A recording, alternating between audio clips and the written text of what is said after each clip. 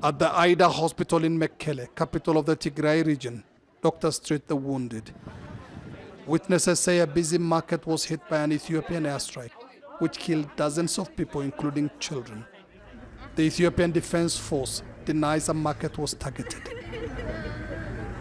Spokesman Kano Getnet Adana said they attacked a gathering of fighters from the Tigray Defense Forces, the TDF, in the town of Togoga, 25 kilometers west of Mekelle. Our planes have eyes. They can identify who are civilians and who are combatants. It is the era of technology. It was a great success. Our heroic Air Force carried out a successful job. Asked who had killed and injured children seen in footage from the scene of the attack, Kano Adana said the Tigrayan Defense Forces were good at faking injuries. The United Nations has called for an urgent investigation into the airstrike, while the European Union condemned what it called the deliberate targeting of civilians.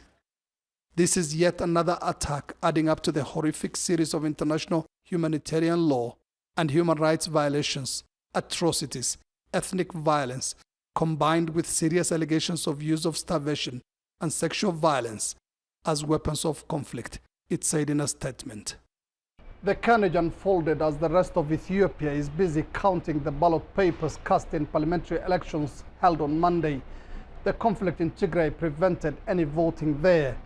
Heavy fighting has broken out in several parts of the Tigray region in recent days. The Ethiopian army has dismissed claims by the TDF that has seized several towns, including Adigrat, 40 kilometers from the Eritrean border with Ethiopia. If true, that puts Tigrayan fighters within striking distance of Eritrea, whose troops have been helping Ethiopian government forces.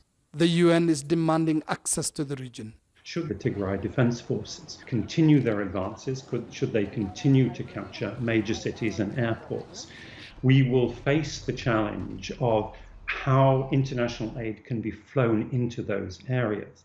And while the Ethiopian Air Force continues its reprisals, which will be carried out, as we have already seen, by aerial bombardment, the challenge will be who controls the skies.